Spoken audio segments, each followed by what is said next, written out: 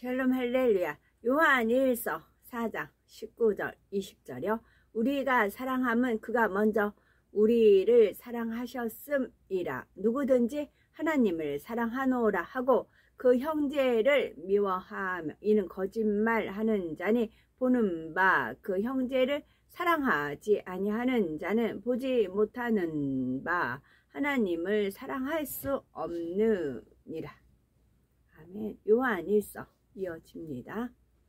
요한일서 4장 18절에 사랑 안에 두려움이 없고 온전한 사랑이 두려움을 내어 쫓나니 두려움에는 형벌이 있음이라. 두려워하는 자는 사랑 안에서 온전히 이루지 못하였느니라 했습니다. 참된 사랑을 이룬 사람은 자기 유익을 구하지 않고 상대를 위해 자신을 희생할 수 있습니다. 또한 가족이나 가까운 사람만이 아니라 모든 사람에게 동일한 사랑을 줄 수 있지요. 또한 이러한 사랑이 어떤 상황에서도 변질되지 않습니다. 이처럼 참된 사랑을 이루면 마음에 두려움이 없지요. 자기 유익을 쫓지 않고 항상 선과 진리를 쫓아 행하기 때문에 범사에 담대합니다. 스스로가 악으로 심은 것이 없기에 혹시 내가 재앙을 당하지는 않을까 두려워할 이유도 없는 것입니다.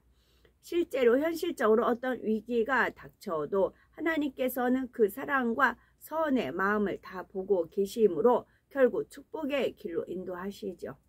반대로 영적인 사랑을 이루지 못하고 자기 유익을 구하여 계명을 어기는 사람은 뭔가 좋지 않은 일이 일어나지는 않을지 막연한 불안감이 항상 있는 것입니다. 그래서 잠언 28장 1절에 악인은 쫓아오는 자가 없어도 도망하나 의인은 사자같이 담대하니라 했지요.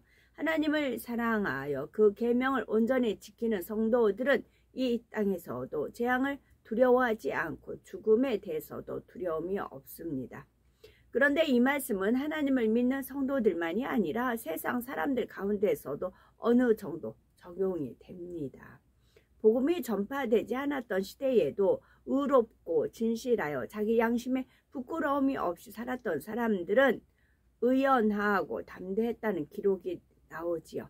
귀신이 나온다는 장소를 지나게 될 때에도 두려워 떨지 않고 대범하게 행동할 수 있었습니다. 누군가에게 위협을 받아도 구차하게 행동하는 것이 아니라 하늘의 뜻에 모든 것을 맡겼죠.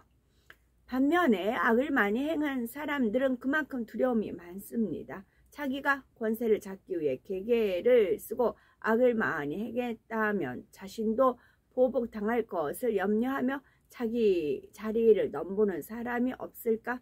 암살 당하지 않을까 항상 전전긍긍하지요. 삼국지의 조조를 보아도 그렇죠. 귀신을 두려워하고 죽음을 두려워하며 심지어 가까운 사람들조차 믿지 못하여 배신당할까요 늘 두려워했지요. 결론적으로 두려움이 임한다는 것은 외부적으로 두려울 만한 상황에서 비롯된 것이 아니라 결국 자기 안에 어둠에서 비롯됐더라는 사실이죠. 진리 안에서는 더욱 그러합니다. 진리 안에 온전히 거하는 사람, 중심으로 하나님을 사랑하는 사람은 어떤 상황에서도 두려움이 없지요. 온전한 사랑이 두려움을 내어 쫓는다는 말씀대로 염려, 근심거리가 생길 때도 하나님을 신뢰하고 의지함으로 깊은 마음의 평안을 잃지 않습니다. 주님께서 승천하신 후 제자들은 어떠했습니까? 끓는 기름 가마를 앞에 둔 사도 요한도 십자가를 앞에 둔 베드로도 자신이 겪을 고난을 무서워하지 않았습니다. 사랑의 하나님이 내 편이심으로 어떤 고난이 온다 해도 피할 길을 주시고 합력하여 선을 이루실 줄을 믿었지요. 더 나아가 피할 길을 얻지 못하고 주님의 이름으로 고난을 당할지라도 하나님을 사랑함으로 그 고통을 두려워하지 않을 수 있었지요. 그러나 나름대로 믿음이 있다 해도 온전한 사랑을 이루지 못하면 어떠합니까? 주님을 위해서 순교하는 것도 아닌데 십자가에 달리는 것도 아니고 맹수에게 찢겨 죽여야 할 상황에 처한 것도 아닙니다. 그런데도 작은 연단이라도 오면 무슨 큰일이라도 난 것처럼 힘들어 하지요. 이것을 어떻게 극복할지, 앞으로 더 큰 어려움이 다가오지는 않을지 불안하고 염려, 근심하는 것이죠. 하나님께 기도하고 간구하면서도 응답을 받을 수 있을지 없을지 마음에 담대함이 없어서 안절부절 못하는 거죠. 그만큼 하나님을 사랑하지 못하며 하나님의 사랑을 믿어드리지도 못하는 것입니다. 하나님께서 원하시는 참 자녀는 하나님을 지극히 사랑하며 하나님을 온전히 신뢰하는 자녀입니다. 그 온전한 사랑과 신뢰가 있을 때라야 온전한 평강을 누릴 수가 있지요. 욥기에 나오는 욥도 연단을 받은 후에는 이런 평강을 누릴 수 있었습니다. 연단을 받기 전에도 욥은 나름대로 순전하고 정직하여 하나님을 경외하면서 살았지요. 그러니 그가 행하는 만큼은 축복을 받으면서 살았습니다. 그렇지만 그 마음에 온전한 사랑이 없으니 참된 평강도 없었습니다. 하나님을 사랑하고 하나님의 사랑 안에서 기쁨을 누리는 것이 아니라 심판하시는 하나님을 두려워하면서 근신하는 삶을 살았죠. 그러다가 사단의 송사가 허락되어 재앙을 당하게 되자 나의 두려워하던 그것이 임했다 합니다. 이전에 평안할 때에도 이런 재앙이 임할까봐 겁내면서 살았다는 말이지요. 아무리 착한 자녀라 해도 부모의 사랑을 느끼지 못하고 부모에게 매를 맞을까봐 겁내기만 한다면 그 자녀는 부모의 기쁨이 될 수가 없습니다. 자녀도 불행한 것이고요. 아버지 하나님께서는 사랑하는 욥이 두려움에서 벗어날 수 있는 길을 주셨습니다. 곧 연단을 통해 그 마음 깊은 곳에 있는 근본의 악을 벗어버리며 사랑의 하나님을 만나고 체험하게 하셨지요. 그래서 하나님의 마음을 깊이 이해하고 하나님을 중심으로 사랑하게 하신 것입니다. 그 사랑 안에서 욥은 비로소 참된 평강과 행복을 누릴 수 있었던 것이죠. 여기서 한 가지 더 기억할 것이 있죠. 진리가 온전히 임하면 두려움이 없습니다. 그러면 아직 성결을 이루지 못하여 영의 사람, 온영의 사람이 아니라면 항상 욥처럼 두려움 속에 살아야 할까요? 아니죠. 우리가 영의 흐름을 잘 타면서 최선을 다해 죄악을 벗어버리고 있다면 나름대로 그 믿음의 분량 안에서 평안한 신앙생활을 할 수 있습니다. 물론 때로는 자신의 잘못으로 인해서 연단이 올 수도 있고 어떤 행위적인 죄를 범하지 않았다 해도 욥처럼 근본의 악을 발견케 하는 연단이 올 수도 있지요. 그러나 이럴 때도 두려워할 것이 없습니다. 자기 잘못으로 인해서 시험이 왔을지라도 곧장 자신을 돌아보고 회개하면 하나님께서 피할 길을 주시죠. 이렇게 돌이키면 피할 길을 주시니 그것도 감사의 조건입니다. 또 연단으로 인해 잠시 어려움을 겪었다 해도 그로 인해 깨우치고 변화된 만큼 믿음이 성장할 수 있으니 그 또한 감사의 조건입니다.